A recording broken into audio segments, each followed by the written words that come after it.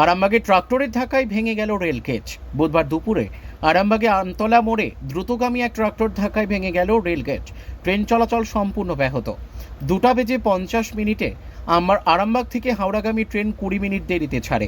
Station লাগোয়া এই ব্যস্ততম রাস্তা কিছুক্ষণের জন্য অবরুদ্ধ হয়ে যায়। রেল আধিকারিকদের তৎপরতায় দ্রুততার সাথে রেলগেটের ভাঙ্গা অংশটিকে সরিয়ে দেওয়ার ব্যবস্থা করা হয়।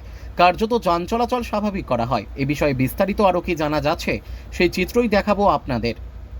Bureau report, crime press, Bengal news. घटना क्या है? प्रॉब्लम हुआ था कि ट्रैक्टर वाले थे, उसमें 4-5 लोग थे, सब मजदूर लोग थे।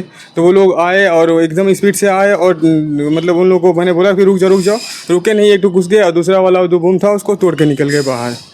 और जैसे तोड़ के बाहर निकले, मैंने उनको रोकने के लिए आवाज़ दी तो वो लोग और स्पीड से भाग गए। फिर उन लोगों को कम से कम 100 मीटर आगे जाकर मैंने उन लोगों को रोका, तब तक ट्रेन आके सिग्नल पे खड़ी हो गई थी। अब इसमें थोड़ा सा भागा दौड़ी हो गई, फिर वो लोग उधर से थोड़ा सा काला काली करने लगे, झगड़ा करने लगे, फिर उसके वो लोग भाग गए। फिर मैं इधर आया था बूम गिराने के लिए, स्लाइडिंग बूम देने के लिए, तब तक वो लोग भाग गए।